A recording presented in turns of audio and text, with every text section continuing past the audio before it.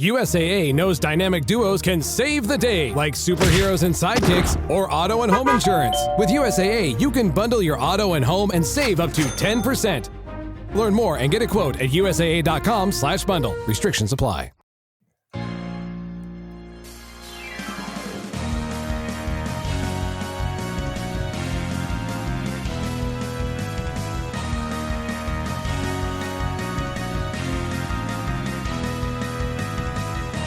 Welcome to the Supreme Resort, Land v. World, a podcast about Disneyland and Walt Disney World, and which is the Supreme Resort.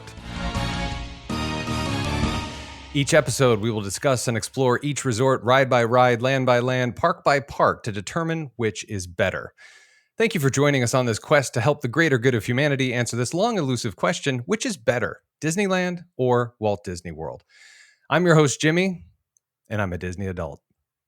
It started as a child when my dad would take me on one-on-one father-to-son trips to from Salt Lake City to Disneyland. It continued in high school after moving to Southern California. I got an annual pass and went frequently with Dan. I wore suits to the park, unironically. After high school, I worked a summer at Disneyland and subsequently Disneyland Paris. I visited Disneyland countless times, Walt Disney World about 75 times, and 11 out of the 12 Disney parks around the world, minus Shanghai. I proposed to and married my wife of 20 years on the very altar where we were married at Disney's wedding pavilion. I bought DVC at Bay Lake Tower before I had children. I host a podcast discussing ad nauseum the minutia and history about every aspect of the domestic Disney parks. I'm a certified Disney vacation planner. My last visit to a Disney park was 17 days ago. I would like to introduce Dan. Dan? First, hi, Jimmy. My name is Dan. Thank you. Hi, Dan. I am also a Disney adult. What started as a way for a awkward father to connect with his strange child with an undiagnosed learning disability turned into that child growing up into a childless adult who awkwardly roams the streets of Disneyland alone. Often by choice. My favorite smells are Autopia exhaust and bromine. I ride Pirates of the Caribbean first because I have strange philosophical ideas about what that might mean. And I'm in a parasocial relationship with Clarabelle the cow. Eric, and that's Eric. Come up. Hi, Eric. Well, hello. I may be a Disney adult. I'm not sure I'm entirely comfortable with that diagnosis. However, okay. I consider it completely normal that at the age of 45, I have 3 podcasts about Disney and that I read books ad nauseum and will gladly explain to people who say, "You're going again?" why I'm going again. Mm-hmm. Mm-hmm. Hi, Eric. Hi, Dan. Joining us today, she is a writer, journalist, speaker, entrepreneur, and media creator. She is the founder and owner of Cambric Yard Media and runs multiple accounts, including the Disney Food Blog, which reaches millions of readers, viewers, and followers daily across several platforms. You may also know her from her appearances on The Disney Dish with Jim Hill and Very Amusing with Carly Wiesel. She wrote a book called Disney Adults, Exploring and Falling in Love with a Magical Subculture, which is currently number 4 on the New York Times bestseller list. And now, in order to get her to number 1, she is joining us on the Supreme Resort. It's AJ Wolfe. Welcome, AJ. Thank you. I'm very excited to be here. I'm super happy you guys are going to get the book to number 1. That's what we do. It's called a TSR bump. Great. Great. So, AJ, thank you for joining us. Sorry about that bit. It was just a thing, and I feel like I know you guys way better than I should at this point now. That's good. That was the goal. That was the idea. Okay, so I didn't want to bury the lead here. Okay, so let's just get it out of the way. Okay. Let's talk about Wegmans. Let's talk about Wegmans. In the book, it's kind of a throwaway line, and it occurs to me as a current East Coaster. It occurs to me that half the people reading the book may not know what that means. Right. And the significance of why it is the greatest grocery store of all time. It is an excellent grocery store. Yes, I am a big Wegmans fan.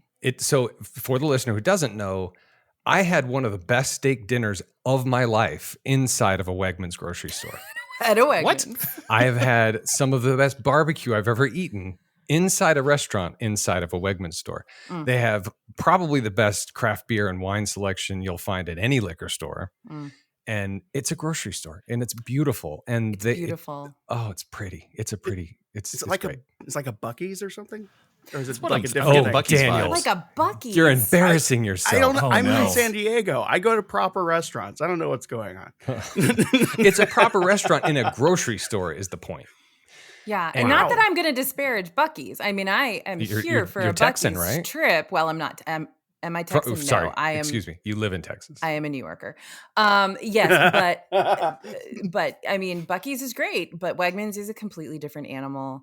I send my mom flowers from Wegmans. I Mhm. Instacart her flowers from Wegmans on a regular basis. Yeah, it's on its way. Just look out for it, folks. It's coming south. It is as far south as Charlotte, I think, at this point. I'm in Atlanta. Usually things jump over Georgia and go straight to Florida.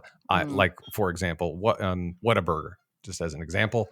Oh, It jumped over Georgia for a while, went to Florida. Anyway, okay. So you talk in the book a little bit about the origin of DFB, or Disney Food Blog, right? Yep. My introduction to you was in the DFB guide on YouTube. That's how I've known you and your work.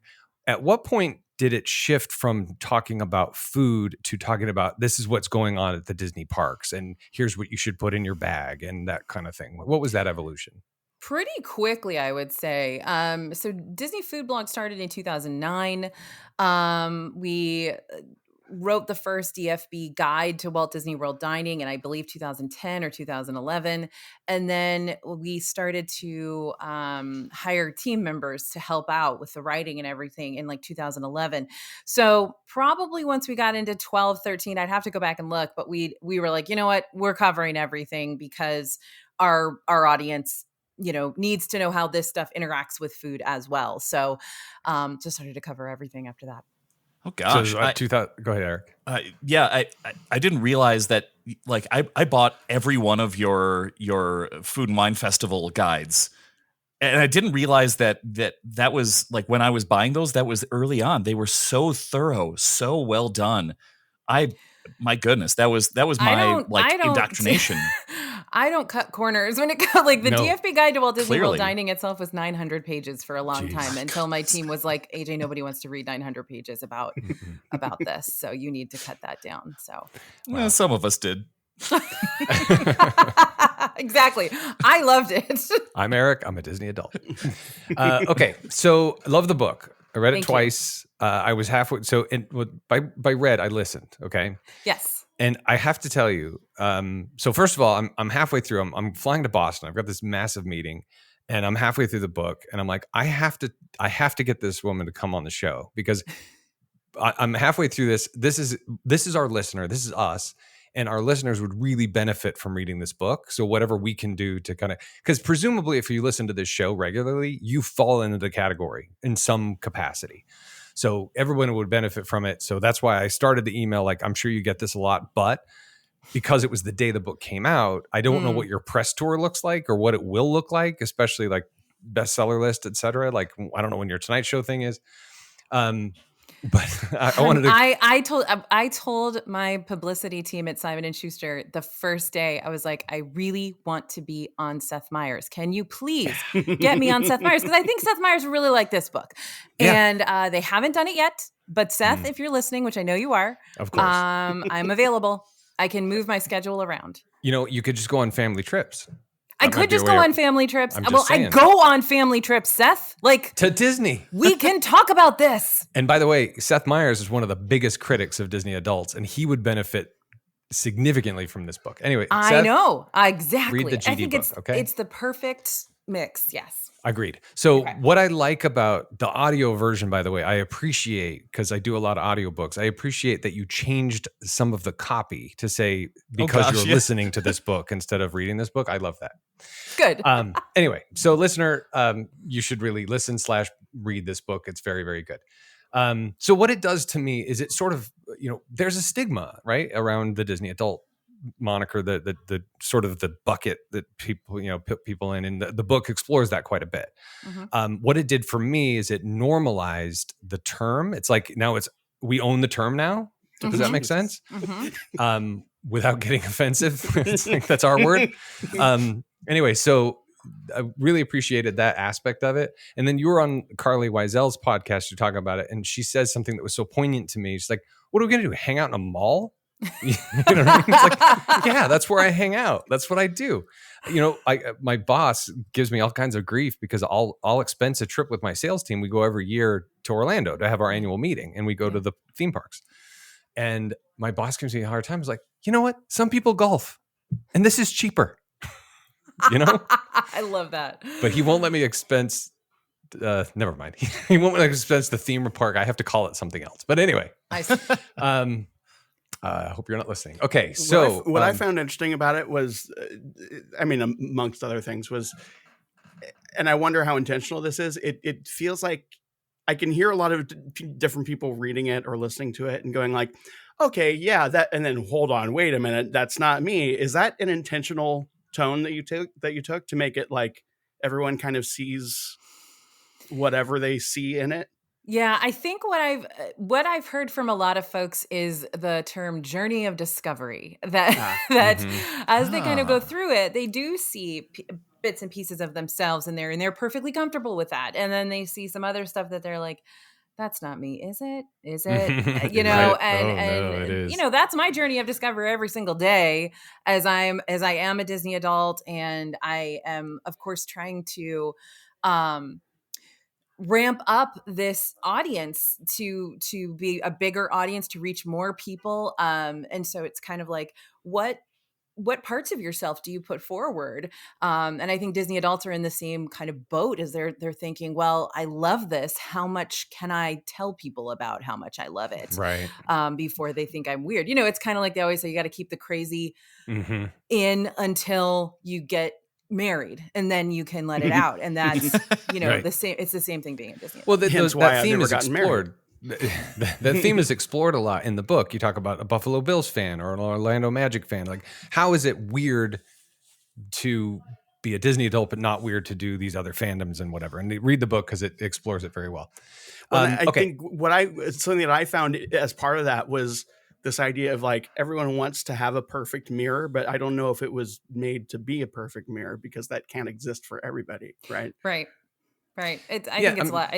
There's a lot in there that people didn't expect to be in there. 100%. Yeah. And there's, you know, it's really hard to pigeonhole, you know, it's a spectrum, right? Like we talked about with other things. I'll get to that question in a minute. So did part of the book is you're interviewing people who are either self-proclaimed or identified Disney adults, right? Yep. Did you have any interviews that didn't make it into the book? Lots. Had an impact on you? I reached out to my audience primarily to find people to interview, and I read every single email I got, every single DM that I got from people, and there were tons and tons and tons that impacted me. Absolutely. At the end, you know, around April, when I had to kind of do the final round of cuts, my editor was like, you got to cut 30,000 words from this book. Like, I can't publish it like this. Wow. And so I had to cut a lot of stuff out. But there are definitely lots of interviews from people who, and I say this in the book, you know, a lot of it does harken back for people to their family and the first time they experienced XYZ PDQ with their grandma or their brother or, you know, their dad or whatever. And it does go back to that. And so while I couldn't highlight everybody in the book, I was able to at least get the majority of the different types of experiences into it with the people that I did include in the book. So right. I hope that everybody's represented there somehow. I think they are. And for the record, to your editor, I would have liked you to add 30,000 more words.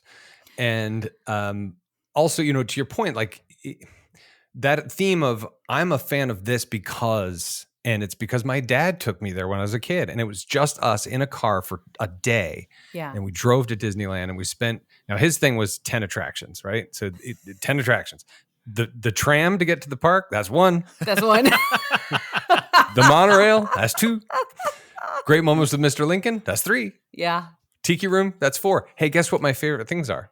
Right? And you're a Buffalo Bills fan, not because they're a great team. They are a great team, ladies and gentlemen. Excuse me, sorry. But because, it's that thing, right? Right. It's that those anyway. I'll your move hobby. on. It's not your hobby that you love; it's how your hobby makes you feel. Oh, that's great. And that's what it comes right down to for all of us. You should write for that sure. down. Jimmy, I'm curious. I've never thought to ask this before, but is your dad also the person who puts the $1 bills on the table at the restaurant and is like, there goes one? Oh no! the diminishing tip. No. That's actually my dad. My dad actually did that, which is not a good. No. My mom got him to stop that real fast. Okay, a couple. So we went out to our listeners and they sent in some questions also. Kind of the same interview question. Is there anyone that you wish that you could have interviewed but couldn't? Would like to have, and I'm not talking like Walt Disney. I'm talking about people that physically you could have. No, it's not. It's not. Who do you want to have dinner with? Not living or dead. It's just living. Got it. Yes. I wanted to talk to people at Disney, and they didn't want to talk to me. I bet they do now. And so I ended up interviewing former Imagineers and former vice presidents, but no. Despite me reaching out via email, text message, LinkedIn. It was crickets. It was no response from Disney, so they did not want to contribute to this book, which made me sad because it was. Yeah. I wasn't trying to it wasn't an expose. Yeah, I'm exactly. Just like, talk to me about when you guys first decided to do the parks blog. Like that sounds cool. Yeah, and so Bob Chapek did not return your email. No, sadly, I would love to talk to him again. Michael Eisner would be a great interview. Yes, absolutely. Oh, There are so many people that I wanted to talk to, and this is my first book. They didn't know who I was. They didn't know if this was going to be an expose or something, and I get it. But hopefully, anybody at Disney who's reading it now can kind of see that it's a good, balanced representation of their audience. Yeah, I mean, and it's. I mean, there are some points that are maybe not the most flattering, but it's just fact. It's truth, right? True. It's not. It's not opinion. Exactly. Right. So anyway, but I suspect they do now, and they probably would take that interview at this point. My suspicion is this is really going to get the Disney adult stigma out a little bit if people read it.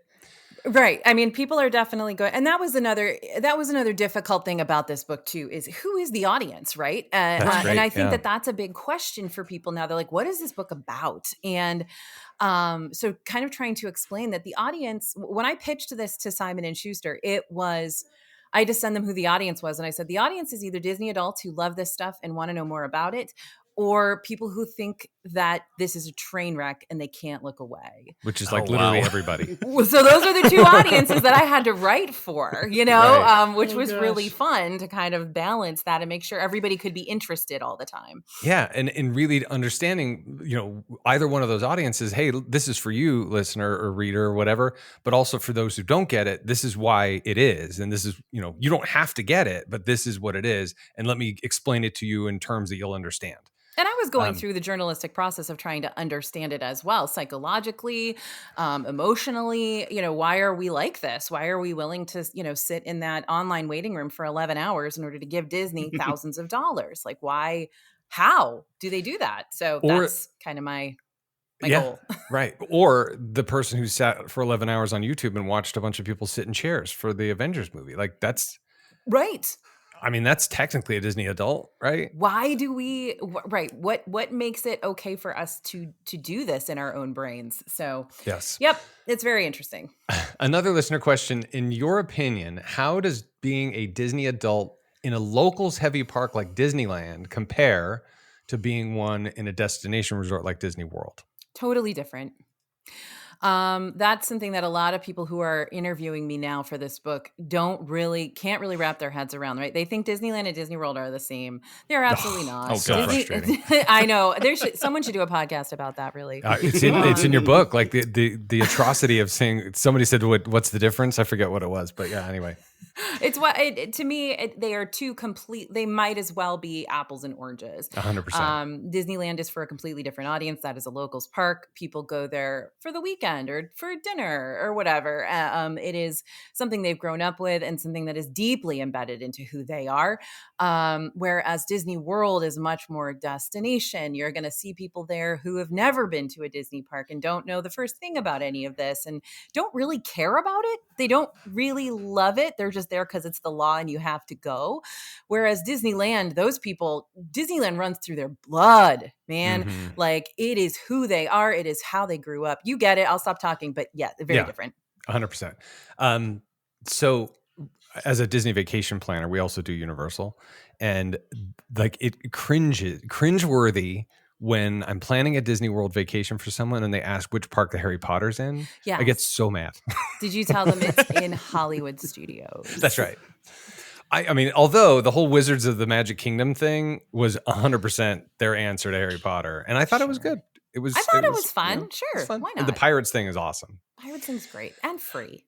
Exactly, and it's a time. It's a it just I don't something know. to Anyway, do. That's not one of the theme questions. Park.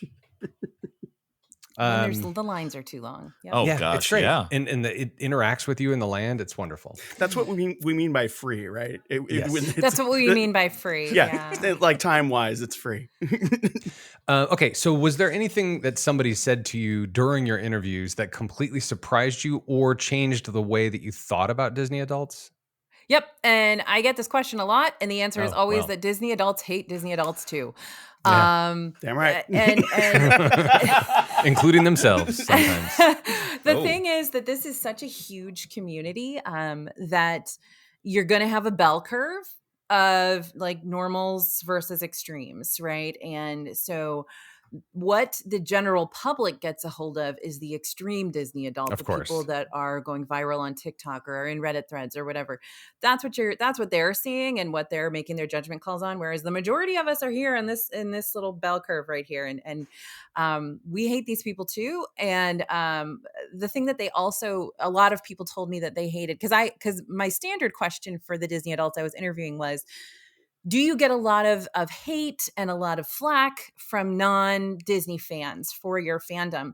And they kind of brushed that aside. They were like, kind of, I guess, but I don't care. What I really care about is how much other Disney adults want to judge me for what I have or haven't done. Mm-hmm.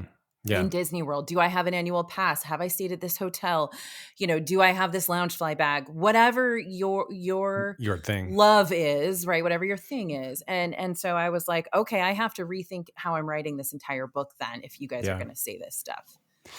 I wonder if this kind of ties into what you're talking about in the book with melancholy and nostalgia and how those things are kind of related.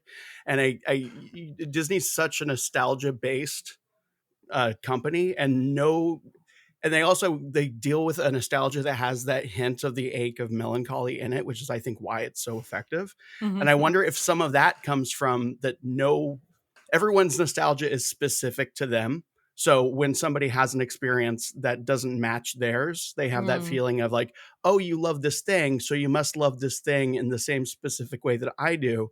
And then when they don't, it's like, okay, go F yourself. Yeah.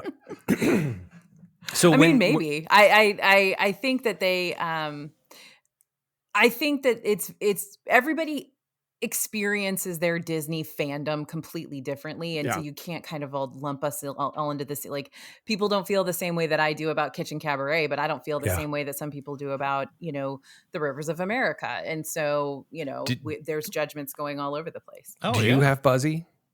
I don't. I wish I did, man. I wish he was in my closet, but he's not. I wondered. Yeah. So like my fandom manifesto, you heard my confessional at the beginning, but like I wear Disney shirts every day, but you would never know because of how I express my fandom. Like one of my favorite shirts says, "Thank you, Phoenicians." Right. That's, it's just simple. It's if you know kind of thing, but that's how I kind of show my fandom. But if you walk around my house, you'd just never know. Anyway, okay, so he gestures toward his my Bob Gurr signed Around my house, not my office, Eric. Oh, okay, fine. And I go to Disneyland wearing an Adorno T-shirt that says "I don't like it" at the bottom. There you go. Which is fun. We're all so subtle, aren't we? Right. It's the best So one is clever. this picture of a pile of roast beef. No. It was Bob Chapek. What was it? Anyway, we won't get into it. Yeah. So AJ, the kind of you get this question all the time, Sparks. What question have you wanted one of your interviewers to ask you, but they didn't? Oh God, I don't know. That was a good question right there, Jimmy. It's like wishing for more wishes. What do I want people to ask me? I don't know. I think I've been.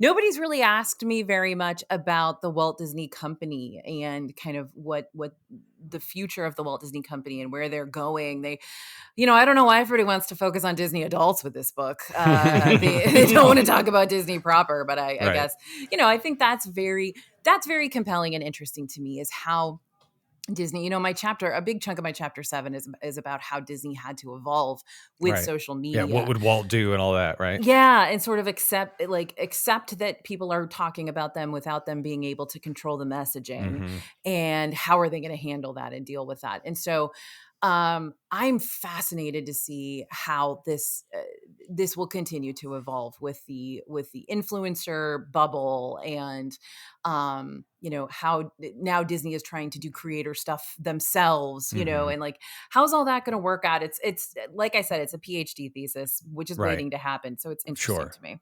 And what like where they succeed and where they fail, like the Star Wars Galactic Star Cruiser thing and all that. Yeah, that's huge. Oh my God, I wish someone would just dig into that. Just interview everybody. Well, there's a book. There's you said it yourself. It's your first book. It's my first book. Okay, so then I guess the counter question to that is, what question does everybody ask you? You don't have to answer the question, but what is it? Please don't ever ask me this question again. Everybody does ask me what surprised you about this, which is delete. Whoops. Which is great because I think the answer is very forthright and true, because I can remember even in my very first interview, I got that answer. And then I was like, okay, I'm just going to pretend I didn't get that answer. And I'm going to keep asking. And I kept asking and I kept getting the same answer. And people are like, I hate the resellers. I hate the people who look down on me because they've got their fancy like silk screen jacket and I don't have one, and so, but what that did was it really made me look at the community like you would look at any other community. And I talk about it as like almost like a church community in the book. Yeah. Right. Because I have experience with church communities where it's like they have their own rules, they have their own hierarchy, they have their own status, and none of it means anything to anybody outside of it. They're just like, why do you care so much? And it's like, because it's my community. And people don't realize that Disney fandom is a whole world in and of itself that means a lot to people. And it's the same thing with any other community. And you have to give it its due that way. 100%. Listener, buy the book. You will appreciate it. You'll like it. We're going to go ahead. Or if you're thinking of buying the book for the weird Disney adult in your life, thinking, haha, wouldn't this be funny? Buy another copy for yourself and like read some of it, which would be probably the better gift. Like also give them the book, but read it and try to understand so you're not like always verbally pantsing them when you talk to them about things. Right. The Disney adult in your life will love this book, but I love the idea of getting one for yourself too. So maybe you understand them a little bit better. Well, yeah, exactly. You can still judge them, but accurately judge them. Yeah, Seth Meyers will just buy one for everybody as an audience and all that. That would be great. I'm so excited for that to happen. Okay, so AJ, if you'll indulge us, this is the Supreme Resort Land v World. We have explored for 5 years now. Like I'd mentioned in my my testimonial, just episodes are like 2.5, 3 hours long because we go into detail. Like we're talking the history of this thing, which Imagineer came up with this thing. We go through all the detail, right? So we're not going to do that now. We've already decided this is the Supreme Resort, like the Supreme Court. Our decisions are final. Yep. But it turns out the Supreme Court can change their mind. Things can be overturned. Sure can. It looks like you don't say. It turns out it can be overturned. There are certain things. So we're exploring an idea of an appellate court of some kind. So we'd like to explore that with you a little bit. So this is the I know it's going to, I'm embarrassed to say it, but lightning lane round. I'm scared. Okay. Cinderella Castle and Sleeping Beauty Castle. Yeah. Okay. Sleeping Beauty Castle was the first, right? Yep. Cinderella Castle followed. Some of it is a space issue, size issue, money issue, whatever it is. The objective of the castle is a weenie. You know what that is. I don't have to explain it to you or our listeners. Which does it better? And why? World does it better. It's bigger. You can see it, and Orlando's so flat. You can see it from everywhere. And the pictures are going to be great. I mean, Land, I love it, but it is so tiny there at the end. The thing though, and the thing that's difficult for me with the two though, is what's inside the castles, right? Because Cinderella's Royal Table, you've got a whole restaurant, you've got this glorious 2-story dining room, gorgeous. But Sleeping Beauty Castle, you can just walk through it and nobody knows and nobody does it because everybody who's there has already done it a million times. Right, the diorama, yeah. So there's nobody in there.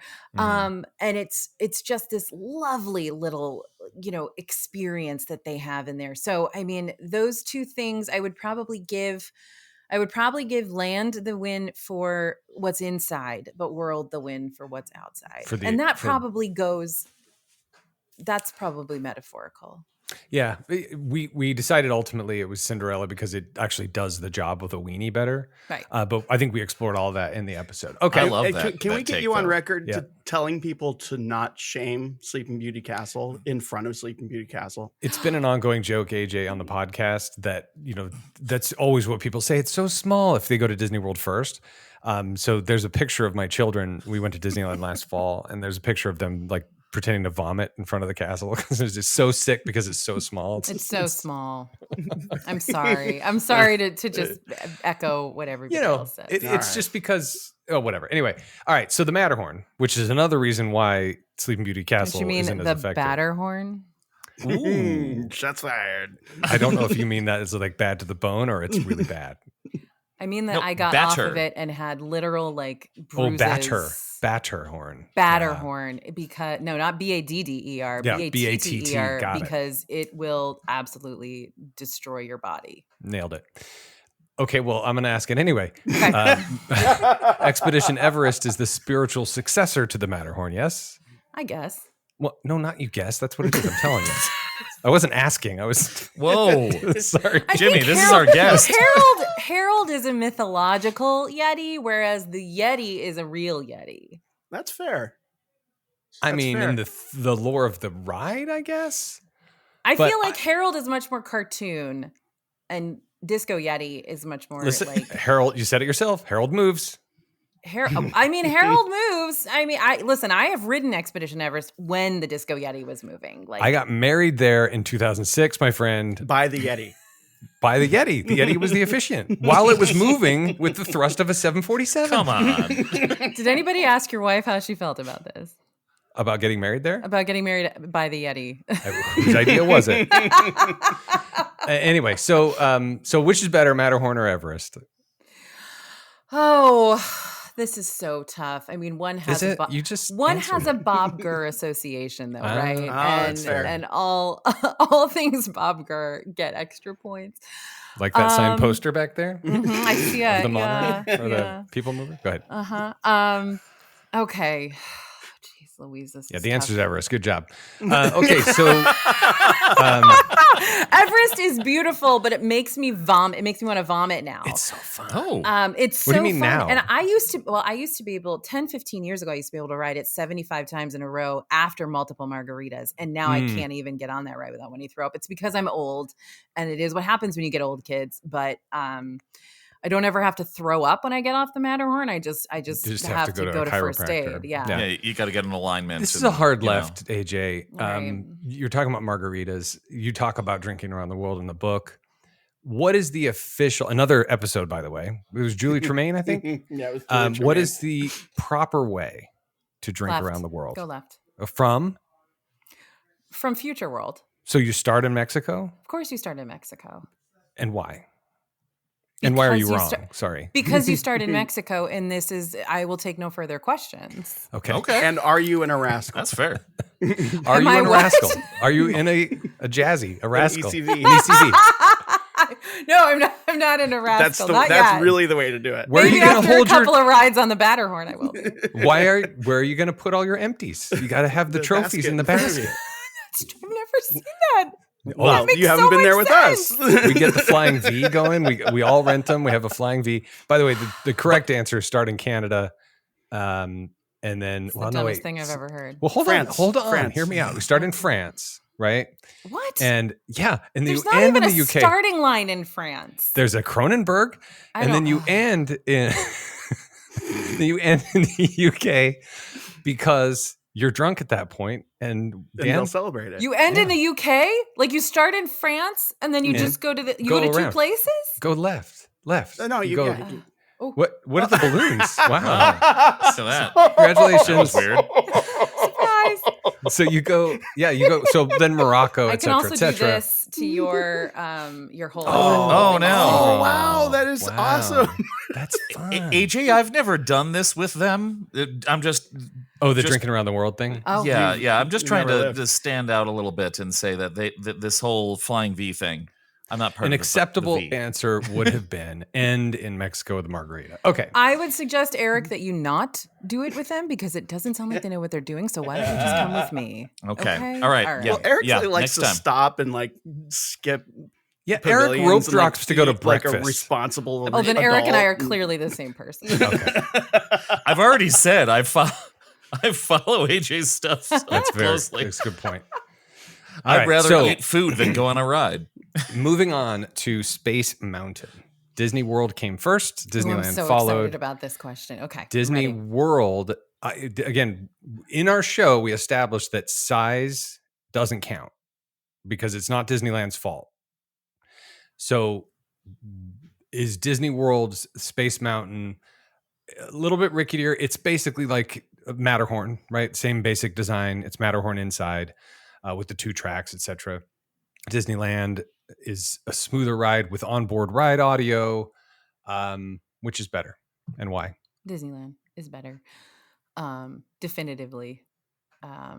Mostly because Disney World, like you can see the tinny speaker and the literal disco ball, and I'm like, no. So Disneyland is heads and shoulders above, and also if I'm riding Hyperspace Mountain, that's the best version of it. Oh, interesting. Okay. And the fact that they can do Ghost Galaxy and totally freak me out. Totally. Even though it's the same ride, and I can't ride it because it's too scary for me.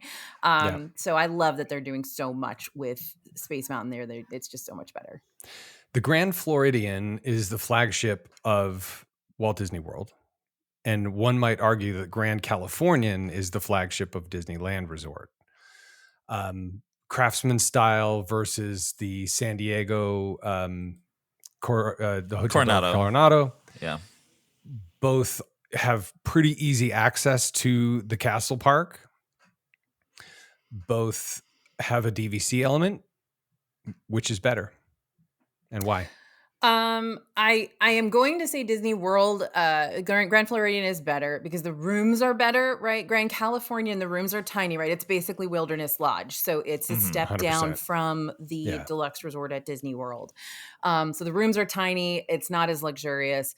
But I will say that Californian, because you have that dedicated entrance to DCA, is impeccable. So that I'd be hard pressed if Grand Californian got me right into Disneyland, then it would win hands down, even though the rooms are tiny. So what about a stop from? What if the monorail stopped at the Grand Californian? I mean, and it practically does, right? It's right across the. Well, right kind across of. the It's a little bit of a road. hike down there. I think it's dumb that it goes Hotel. right through Grand Californian. Like, why wouldn't you guys freaking Just stop do there? a stop. Right. Exactly. It seems dumb to me. Anyway. It is dumb, and you're right. Grand Californian wins. Okay, so why do you think Grand Californian wins? Why do you think it wins? So in the book, you talked about people who listen to Disney parks audio, like at their desk. Yeah. I'm one of those. Right. There's a radio station called Spectro Radio. Have you heard of this? Yeah. Okay, so Jeremy was the original co-host before Eric joined us. Oh. Jeremy is the owner-runner of Spectral Radio. You know him by chance? I don't think I know. Okay. Anyway, Spectral Radio, I listen to it all the time. Jeremy, this format didn't agree with him very much, so he gave us a year, and he's no longer on the show. But Grand Californian won because Jeremy said it won. Oh, okay. This is a lot like the actual Supreme Court, where like they're going to change their mind because there's other new people in the mix. Okay. That's right. He was our Clarence Thomas, but he talked a lot more. Oh, well, we offered to buy him a Winnebago. Okay, so Pirates of the Caribbean at Disneyland, iconic attraction, one of Walt's sort of final touches, swan song, whatever. Disney World didn't have one. Hey, where's my pirates? Oh crap, we better do something about it. Which is better and why? Disneyland, just simply because of the initial scenes with the giant caverns.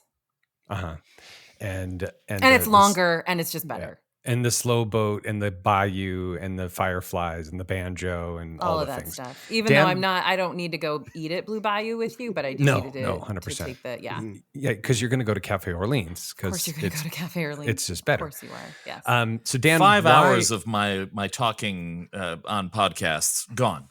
Nobody cares. you wish it was only 5. Oh, you're right. It was longer than that. Dan, why do you go to Pirates of the Caribbean first when you go to Disneyland? I have 2 answers. One's mostly true. The other one is very true.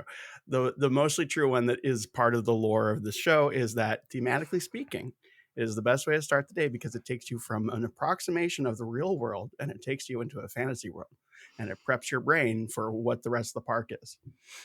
The real answer is that there's less people, and the people that are there are super tired. So you won't hear a bunch of people going like, "Oh, I heard you can eat there. Didn't we? Hey, Kevin, didn't we eat there one time?" No, that was the other place. That was Knott's Berry Farm. This is Knott's Berry Farm, right? That's why. Yeah. So after a while, AJ, you go through, Matterhorn and Everest and castles and Space Mountain and Thunder Mountain, and you go through all those things. After a while, when you're trying to carry on a podcast that's trying to compare the two, sometimes you start grasping at straws. Okay, I'm ready. So Casey Jr. is a train. Right? Yep, it's a train. Sure Families is. can go on it. It's not super thrilling. No. But it's a train. The Wilderness Express, also a train, as a conveyance to Rafiki's Planet Watch. But they're both rides. Which is better, and why? I'm gonna say that the Wilderness Express train is better because I'm not in a cage. Yeah, that's fair. Nailed it. Like, Casey Jr. makes me feel like I am literally a caged wild animal. You literally are in that. Not fun. Whereas Wilderness Express, I got a little room to spread out. Yeah, and you see some backstage, and the destination. You don't have to leave and go on Rafiki. You can just stay on the train. Just stay on the train. Stay on the train. Mm-hmm. But you could go to Rafiki's Planet Watch. You could see sick and dying animals. You can feed. You can animals. You can learn poop facts in the bathrooms. 100%. Yep. And you don't even have to be in that part of the park. You can get creeped out by you can get creeped out by the fact that goat eyes have little horizontal pupils. Well, the rectangles, yeah. Weird. And that mural gets better and better all the time. All right, anyway. You always find something new. I agree with you. Those two are communists. Okay, so in the Hall of Presidents, which this is important. Is the most attractive robot? This was an actual episode. This is an actual episode. You don't have to. I could answer this in so many ways. Yeah, that's the thing. Here's the problem. So I'm going to ask you the real question. So it started with we've been doing sort of a March Madness thing for like best bathroom, best kids menu, that sort of idea. Mm-hmm. And we're like, which one's the best robot? Because we have to talk about Hall of Presidents at some point, but we don't currently want to talk about Hall of Presidents for various reasons. And because it can get really politicized, right? So we decided to ask, which is the most Disney president in the Hall of Presidents? Oh, the most Disney president is Lincoln. You would assume. And right. We all agreed. We went through the March Madness, and the answer is, Dan? FDR. It's FDR. Is it? It's FDR because of what he did for American society and middle class. If not for FDR and the New Deal and all the things that he did, there is no Disneyland. There would be no Disneyland. There would be no Disneyland. I don't if know. Not It's for still FDR. Abraham Lincoln. Okay. You're still right. But Lore-wise, yeah. Lore-wise, yes. right, but, right, or yeah. it could be Reagan, too. I mean, he was at opening day, and, Could be Nixon. Could be Nixon. I'm not a crook. There's a lot of Nixon. I mean, the Nixon flag is in the Hall of Presidents. Like, he was robbed on the Bob Gurr stole him. Yeah, Bob Gurr stole him on the monorail. I'm not a crook. I think we could, we should probably redo that podcast because there's so much you'll come in as a guest judge, and we'll do an appellate. No, thank you. Okay. Final question before Should I take my headphones off for this one? You should take your headphones off, Dan. Earmuffs. Oh no! Does he really have? Why does he have to take his headphones off? Oh, it's partially a bit, but he's like, I can still hear you. The Haunted Mansion. Both Haunted Mansions were developed simultaneously. The robots were made at the same time in the same warehouse. The show scenes were made at the same time at the same warehouse. They opened 2 years apart, so technically Disneyland came first, but they're the same ride with a couple of exceptions. There's an interactive feature in the queue. There's a take off your head, the ghost host thing variation. There's an extra scene in the Disney World one with the steps, the stairs to nowhere, MC Escher situation. The marble busts who watch you are on the ride instead of in the queue. Which is better and why? This is tough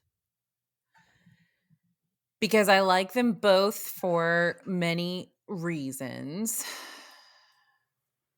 Did he talk about the lore around the Disneyland Haunted Mansion specifically? Just the facts. And how he just wants me to answer and just be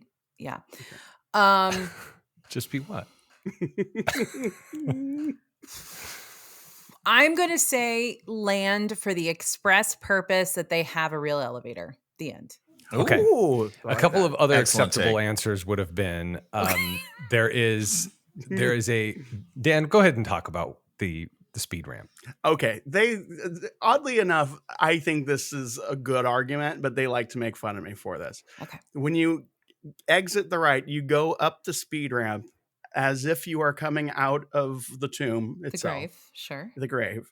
And if you look behind, there's a mausoleum. So it's all themed. I don't know why they hold on to this, but so here's the reason AJ, that Disney World here's the reason that Disney World won. Okay. Is because of the interactive queue, because the history is the same. So you can't say one history is better than the other. The interactive queue element and the fact that how many days of the year can you ride the Haunted Mansion? Right, exactly. I mean, that's the thing, right? That's it. Disneyland can afford to have the overlay because Disneyland attendees have already ridden the regular one and they will ride the regular one again, whereas Disney World can't ever have that overlay, which is sucky. Yeah. I think it's sucky. I think it's fun to be able to ride the overlay too. But you guys can have it. But in terms of the interactive queue, I mean, that just came. Like, are we talking about better just now or better over time, like forever? Well, that's the beauty part about this show also is that when Disneyland reopens their queue and they have this new shop, and do we have to relitigate some of this to figure out if it's still true? Yeah. And it's also such a subjective question, which is why I think it's interesting that the podcast we have. Well, anyway. My argument against World also was that it's aesthetically kind of jumbled, like the art style on the interactive queue is a little bit different. It's different, and then like the weird like Bodhi guy is all like sketchy and weird, where like everything kind of has a cohesive visual nature at Disneyland. Yes. Yes, does Land have Candleman though? Yeah, very tiny. Okay, because World has Candleman. Yeah. Too. Okay. He shows up in the holiday too, doesn't he? Candleman? I think he's always there. I think he's still there. I think he's in there. Yeah. Okay. AJ, you're awesome. And you're one of us. And we thank you very much for taking the time. Well, thank you very much. I'm sorry that I couldn't do 2.5 hours, but my kid really wants to go to this water park. Well, listen, we understand. We never intended to keep you for 2.5 hours. Sorry. Could we have? Yeah. Would we have? Probably. Maybe. But thank you for the time that you did give us. Have a wonderful time with your son. It's going to be great. These memories last forever. It's awesome. It's true. So listeners, thank you for listening. Please find Disney adults. And I was very upset when Jim Hill called it Disney adulting a couple of times. So I want to make it very clear. I thought they would for sure edit that out. They sure didn't, Jim. Oh my God. So it is officially Disney adults exploring and falling in love with a magical subculture. And we sure did. And we all are in love with that subculture. And I know you are too. Thank you very much, AJ. Listener, you know what our other shows are. Listen to those. If you'd like to buy the book, or when you buy the book, AJ, what's the best way for them to buy the book? You can buy it anywhere books are sold. If you go to ajwolfe.com, we got links to everywhere that you might want to patronize for that book. But of course, Amazon, Barnes & Noble, et cetera, et cetera. Can I put you on the spot? Yeah. My dad started my Disney fandom. He went to the very first grad night at Disneyland. I have the ticket on the wall. And it's his birthday. How do I get a signed copy of your book? If you go to dfbstore.com, you can buy a signed copy. And so I will, you pay for the shipping right there in there, and I can just sign it and send it off to you. Awesome. I'm so glad I didn't put you on the spot. That was an actual answer. Thank you so much, AJ. Absolutely. Listener, thank you for listening. Until next time, be good to each other, and court is adjourned.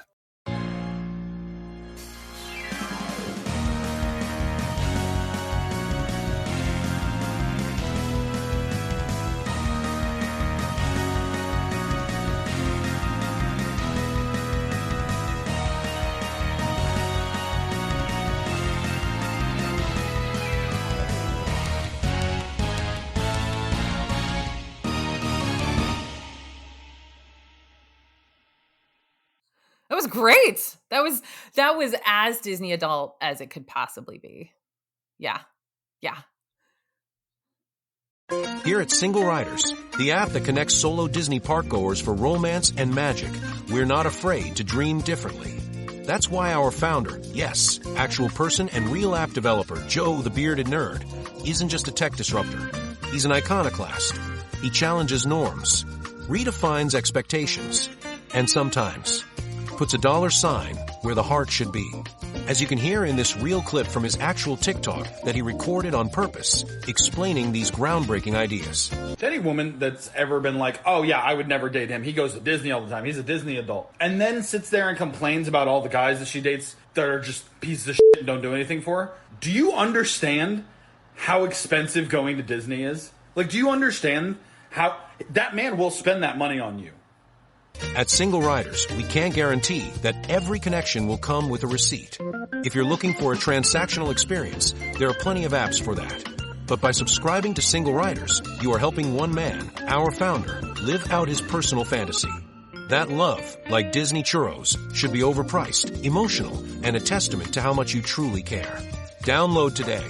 Make your profile. Choose magic. Choose Joe. Single Riders. Remember when this was just a funny idea? We do too. Offer code EMOTIONAL ROI.